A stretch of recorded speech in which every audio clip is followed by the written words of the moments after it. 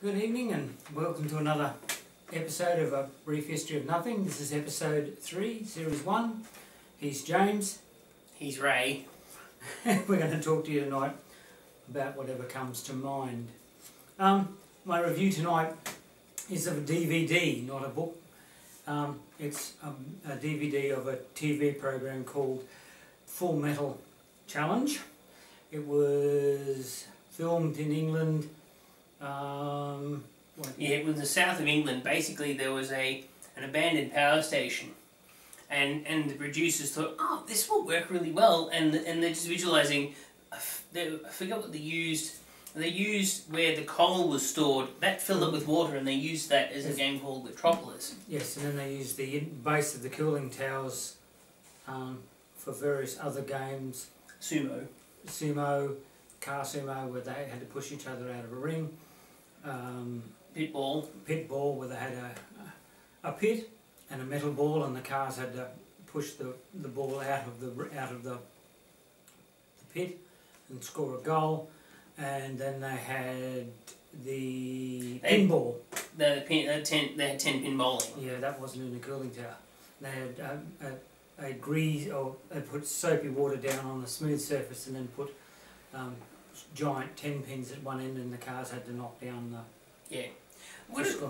Who got one of the base plates of the pins stuck under there?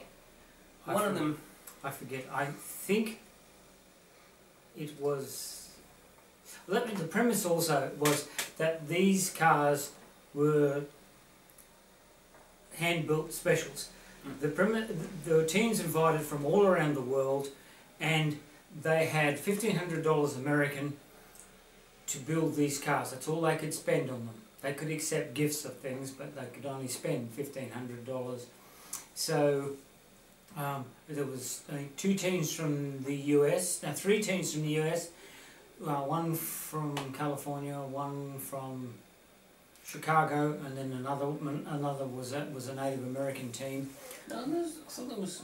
Yeah, that's right. There was the New Zealand team, an Australian team, a Chilean team, a Chinese team, and 3 teams from England, I think it was. There was the Body Snatchers from England. There were 3 Shades of Grey. They were from England, and they were just 3 old guys. Body Snatchers were paramedics.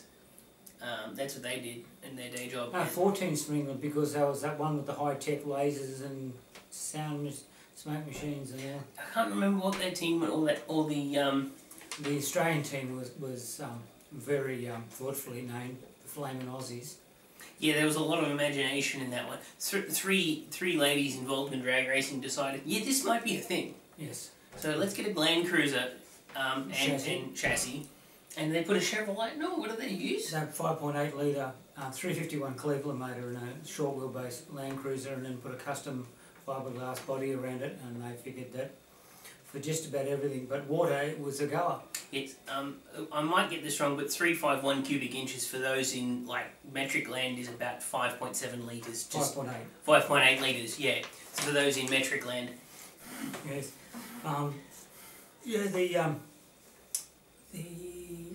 The Ice Vikings. Who they were from Iceland. Yes, they used a 5.7 litre Chevy, 350 cubic inch Chevy.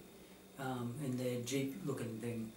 I can't remember what that was called. And the Kiwis, they was basically a giant lawnmower, but without the blades. And made it out of diesel and powered it by diesel. Yeah, so look, it's fun. The DVD these days would probably be reasonably cheap, so if you see it anywhere or you see it online, buy it. It'll kill an hour, and you'll enjoy it. And some of the things they put these cars through. There was what was the Canadian one? That was the Survivor, wasn't it? I think so. I can't. Homemade track vehicle, and then yeah, they had tracks. That's right. No, there was 4 American teams, because they had the Southern Crusher, that little beetle-shaped track thing. Yeah. But I thought there was also the Death Guild, so these 4 guys who were really into heavy metal. Yeah, they're from California. They were the ones from California. Yes. That's right.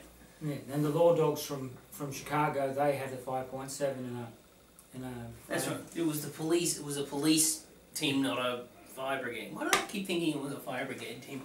I don't know. Maybe the TV series Chicago Fire in my head. I like the way the girls. Metropolis was a game where they had basically the water was about. Door height, essentially. Yeah. Yeah, 2 feet, which would equate to what in metric? 2 feet, roughly 60 centimetres. So the 60 centimetre deep muddy water, and they had to traverse an obstacle course and reverse around 3 obstacles on this course, which were made to look like fire hydrants. And the girls knew that the 5.8 litre Ford did not like water, so they put as much plastic around the motor as they could to try and keep the water out, and basically did the whole thing backwards. Yes. Ingenuity. Ingenuity. Yes. They nearly overheated though as well, because they made it very waterproof, but the problem was that they couldn't get any air or moisture to the motor, so they couldn't actually cool it down. No. So yeah, they got very close. But the old Henrys, I'll give you one thing. They the 351s, they'll cope with a bit of heat. Case in point, with one of those engines was in I think 1971 at Bathurst race, which is pretty much known everywhere in the world. Bathurst 1000, yes. Well, it was the Bathurst 500 in those days. Yes, 500 miles as opposed to 1,000 kilometres. Yes. Yes, a couple of years later it became the Bathurst 1000. Alan Moffat, who was a paid the lead Ford driver, while leading the race, got a beer carton across his grill, and the 351 got quite warm racing, but at no stage did he ever think it was a possibility that it was going to cause him any problems, and it just kept going around and around and around until his next pit stop, and then they removed it. Yeah. Well, as well. Now, you also have had a bit of a rough week, we've heard. When you run a small business here in southern Brisbane, and you've had a bit of a rough time. Tell us about that one. Well, I was robbed. To put it bluntly, my day job, as I run a small shoe repair business in the suburb of Callumvale in Brisbane's southern outskirts, and someone came along and before I'd opened the shop, stole my EFTPOS terminal, and then a couple of hours later they'd figured out the password and decided to refund themselves $1,000. And when I found out that my terminal had been stolen, I rang the bank, and unfortunately while I was on hold waiting for the bank card services division to answer is when they took the money out. They finally cracked the password and took the money out. So anyway, we got it sorted out in the bank, and the bank very quickly realised that it was fraud that was happening, and so but yes, it was all very exciting. I had to ring the police, and I reported the crime to the police, and then the shopping centre, of course, all shopping centres have CCTV, so this person was in all their glory on CCTV, and as soon as they put their card in the machine to give themselves a $1,000 refund, of course the bank then had their details of their card. Then of course when they transferred it into an account, the bank then had the details of the account, and so the only way they could access would be to use an ATM. So then whatever card they used at the ATM, the bank would have the details of that card. So they would have left a trail a mile wide. Yeah. I don't think it would take a genius to actually track them down, so I don't know what they thought they were going to achieve, but all they managed to do was cause me a great deal of inconvenience and loss. Yeah, well, I mean, they have to be pretty clever to hack into an EFTPOS machine, though. Like, there's no, how do you, it would take, to figure out the passcode to get into the thing to give themselves a refund. That would have taken some doing. Well, I don't know. It's more than I could do, so, obviously I'm not criminally inclined. Yes. Well. Yes. So it's something we can all be aware of. As I found out, don't ever leave an EFTPOS terminal where someone can grab it unattended. Is the moral of that story. Yes. And if you get it stolen, as I found out from my bank, their fee to replace that EFTPOS terminal is $990. Yes. Ouch! So you're basically having to pay what was stolen from you to get it back. Yes, essentially. Yes. Nice of them. Anyway. That's the bank's policy. Yeah. Oh. Yes. Now, your science thing this week. Yes. Unfortunately, last Tuesday, we had the unfortunate death of a 1-month-old infant in Perth, by the name of Riley Hughes, died of complications due to whooping cough.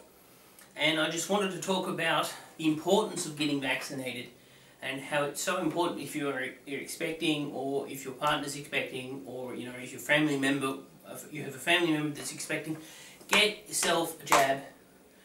Make sure you're up to date, because babies are too young to be vaccinated up to about 6 months in most cases for things, and it can kill them. Things like that are an annoyance for adults, things like influenza, whooping cough, things like that, can lead to some very severe complications in young children. And I just wanted to point that out. How basically, and there are a lot of out, unfortunately, that won't get themselves vaccinated or get their children vaccinated because they think that vaccines are dangerous and they cause autism. And this stems back to, as most people know, a paper in the Lancet, which is a medical journal based in England, about a guy, Andrew Wakefield, who reckoned there was a link between, now it wasn't a direct link for autism, but he's a gastroenterologist, he has since had his medical license stripped, but he reckoned that it was causing something similar to Crohn's disease or inflammation in the gut, which therefore nutrients weren't being absorbed properly and thus causing the autism, was his little thing. And he'd had this idea for, as far as I know, he had this idea for a little while before then, but how it all started, his research group was 12. Not 120 or 1200, 12. And that's not much of a research group, not much of a sample group. No, he's not much above cow logic. No. 12 cows in a field and all of them are brown, so ergo, all cows are brown. Yeah. Another couple of things too, he was paid to do this experiment by a lawyer and through legal aid, a legal aid organisation in the United Kingdom, because there was some parents who wanted to sue vaccine manufacturers over vaccine injury, quote fingers, but there has been some suggestion he may have had a patent for a measles and Crohn's disease treatment. We don't know, there's no definite on that. But yeah, I just also wanted to point out, get yourself, vaccinate children, get your flu shot every winter. I know, last couple of winters I didn't, and I'm a little bit of a hypocrite there, but I regretted it last winter. I was struck down with the flu on a very important day, and I missed a very important day of work because of that. So always get yourself vaccinated. On a lighter note, however. Okay. No, is that a lighter note? It is. And this is actually slightly ironic for me telling a lighter note. You'll get it in a minute. But I wanted to talk about, there's someone that's actually, I forget what university it was, and I was meant to look that, I did look it up and I've forgotten. Yes, I do that. I look things up, oh yes, that's right, I've got that all in my head, and then I go, what was that again? Yeah. But someone has managed to make completely transparent, can you switch by the way, can you switch that PowerPoint on next to you, please, Dad? The battery's just about dead in the camera. Here we go. Yes, the bloopers and outtakes. Here we go.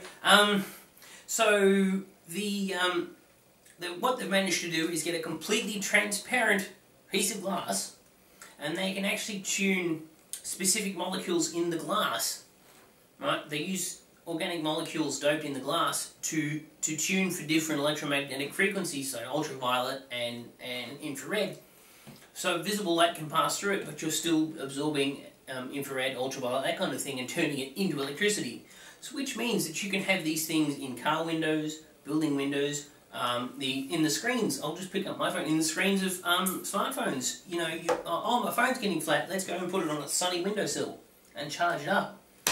I could see that not being favourable to some people, but on the other hand, okay, so you have a 20-storey glass-sided skyscraper where all of the glass sides are this particular glass.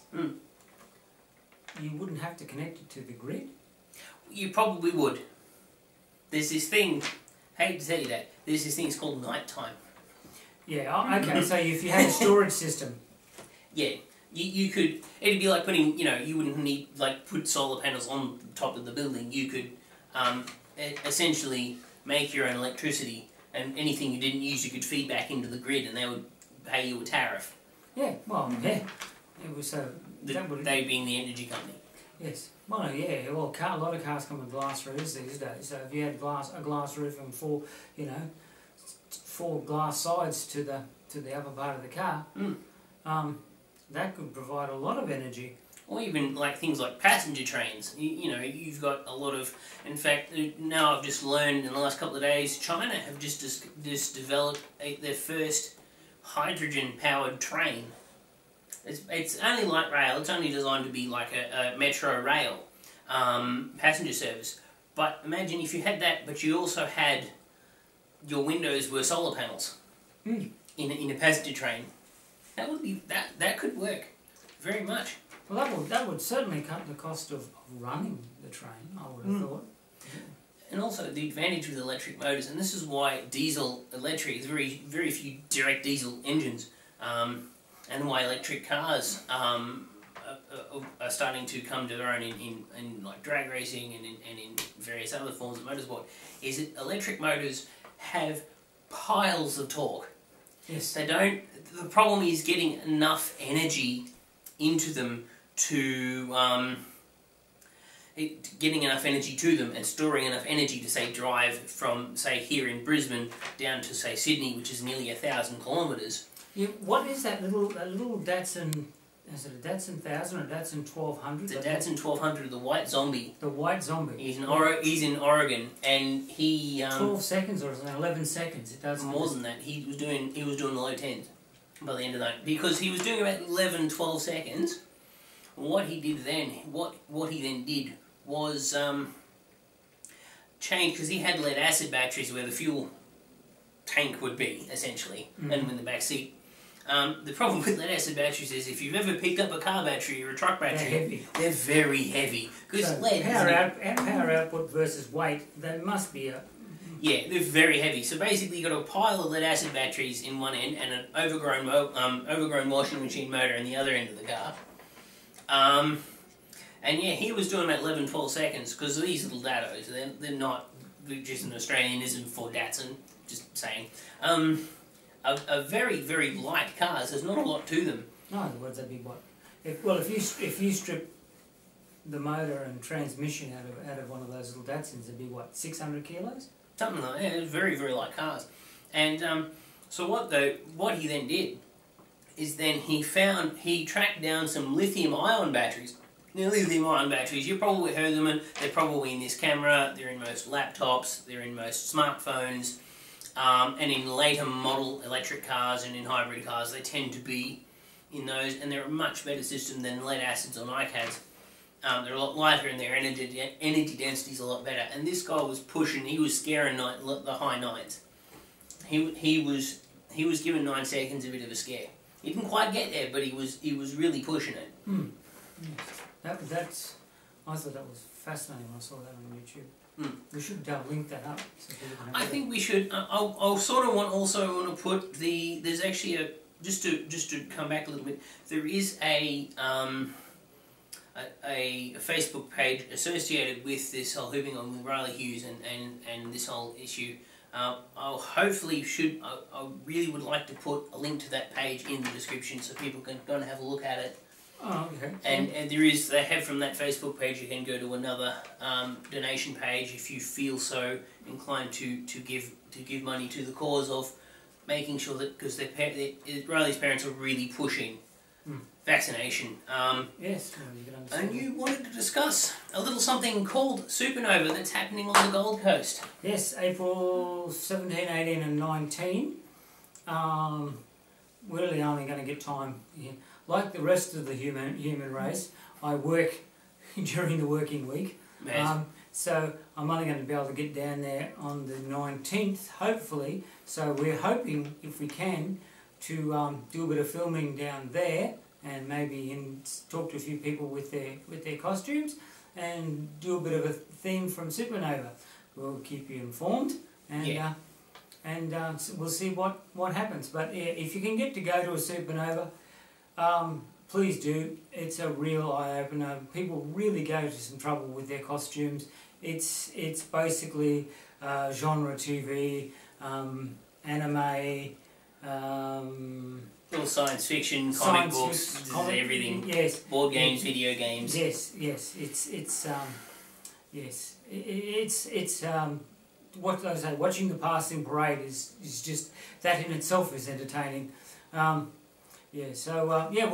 keep you posted on that one, and hopefully we'll get a chance to get down there. Now, another thing I want to do is thank the people who have given us positive comments. Thank you very much. We hope you keep watching and keep commenting. We really like what you've been saying. And again, share us on, if you've got it. Again, if you like us, share us on your Facebook, your Tumblr, your Twitter, or Google Plus, wherever you may find us. And subscribe if you really like us. You want to see more of us. We really do want to put a new program out once a week. So yeah, subscribe if you really like us. And we will be unveiling in the coming weeks. We have a new logo. And yes. A very flashy logo. We've ordered t-shirts, so sometime, I don't know if we'll have them for the next show, but certainly the show after that, we should have our new t-shirts with our new logo. So we're really looking forward to that. A friend of ours, Chris Green from Chris Green Design, we ought to plug Chris. He's done the logo up for us, and it's fabulous. Yeah, we really like it, and when we get all official, we get our shirts. I will try and change the cover photo for this channel from like a molecule to that logo. Yes. And we won't give anything away, but it is quite a clever logo. Yes. I just thought to finish off tonight, I just thought I'd throw a couple of Scottish surnames. I love them because they're literal. Yes. And they're down to earth. And some of my favourites are the name MacLeod, Mac meaning son or descendant of. Loud is derived from the Norse word of ugly, so it basically means the son of ugly. McGillicuddy is another one I love. Mac again being son or descendant of. Gil being servant of, and Cuddy being horse, so it quite literally means the son of a servant of a horse. So not quite that happens, but anyway. A stable hand or whatever, you know. And then you've got McGilvray, which is a bit better. Again, son or descendant of. Gil, again, servant, and Vray, meaning justice, so it's the son of a servant of justice, so which is a lawyer, judge, that kind of thing, yeah. Yeah, so that's a bit better, but yeah, and like Campbell literally means wire mouth or twisted mouth. It comes from the so yeah. So that's what Cameron means bent nose. Yes. The Scottish are so sweet and descriptive. Oh yeah, they're really good. Some of their names, because they start out as nicknames, like the son of ugly. Like okay, let's make that a thing. Let's make that a family name now. Yes. Okay. Oh, hi, son of ugly. How are you? Not bad, twisted mouth. Yes. Oh, how's his bent nose? Anyway. Okay, well, that'll do us tonight. Glad you're sending your positive comments in. Hope to see you again for episode 4. Yeah, and if you like to subscribe, alright guys, see you later.